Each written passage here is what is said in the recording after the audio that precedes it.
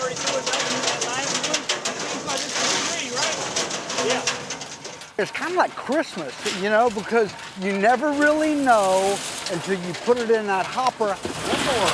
On the shore of Copano Bay, a tumbling tube of wet, dirty rocks has become Brad Lomax's favorite game of chance. So as we see them coming down the end, if they're coming out in that very end bucket, man, we've been good all year and it's a good Christmas day. This curious contraption might as well be a bingo hopper. And if the balls bounce just right, then today he will hit the jackpot.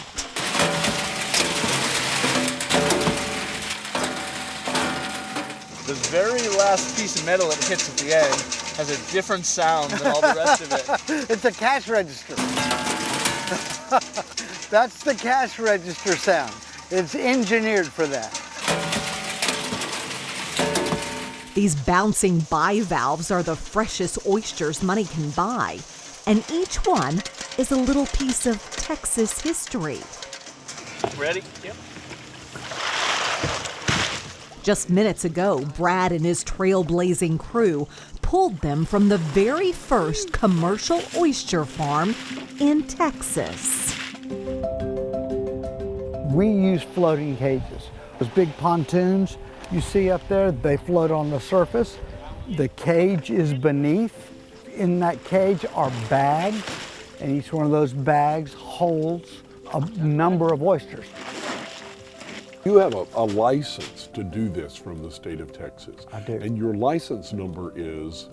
0001. One. And everybody told me start small and grow into it, but that's for mere mortals, you know, not for me. And so we bought 1.4 million baby oysters, and 1.4 million? 1.4 million was our first stocking. The Texas Oyster Ranch is Brad's first time to be a farmer, a fisherman, and a lobbyist. He led the campaign to change state law in 2019 when he saw wild Texas oyster reefs in steady decline. Growing our own stock, Brad says, is the only way to save our seafood supply from overfishing. You know, sustainable is an overused word.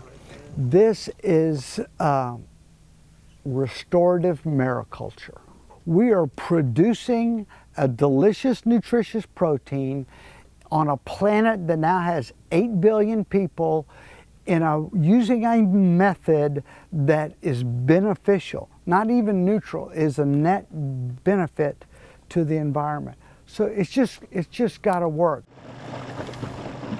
Nice and stripy. And if anyone can appreciate Brad's oyster obsession, it's his own son. Just 30 miles away in downtown Corpus Christi, Richard Lomax proudly serves his dad's crop at the other half of this family business, the Water Street Oyster Bar. It is just your classic Gulf Coast seafood house. So we really want to focus on products that are, from here. So you're going to see black drum, Texas Gulf brown shrimp, and of course, oysters.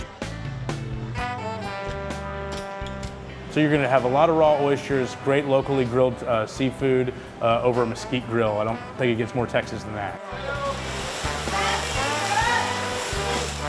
Texas oyster is such a great oyster. Texas has that perfect mix of salt and brine in the bays. So I feel like it's a perfectly balanced oyster. I agree. I personally think it's the best oyster I've ever tasted. For more than 40 years, Water Street has been an anchor of the Corpus Christi dining scene. It has always been a part of Richard's life, and he cautiously took the wheel when Dad's new adventure came calling.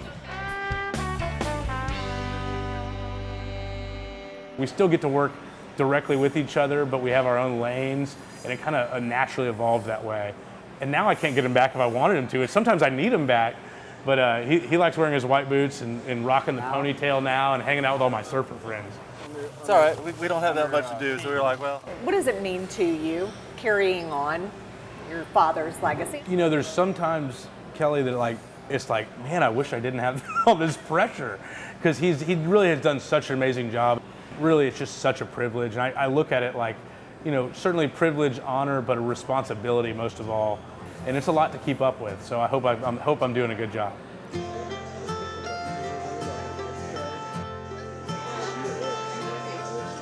In Corpus Christi, Brad Lomax has charted a course for a farm-to-table family legacy.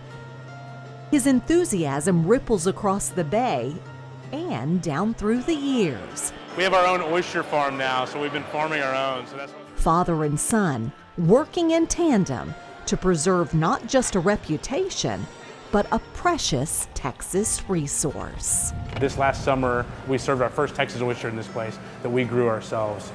Just super proud of that. We felt like we transitioned really smoothly, that the product's as good as it's ever been, and we have as much control as we've ever had over it. Our customers can eat guilt-free all the Texas oysters they want. You know, it was illegal. What we're doing out there was illegal 4 years ago, and to take that all the way through the legislative process and then to produce this product is enormously gratifying, enormously. I just love it. I really do, and that's part of the reason why we're never going to quit.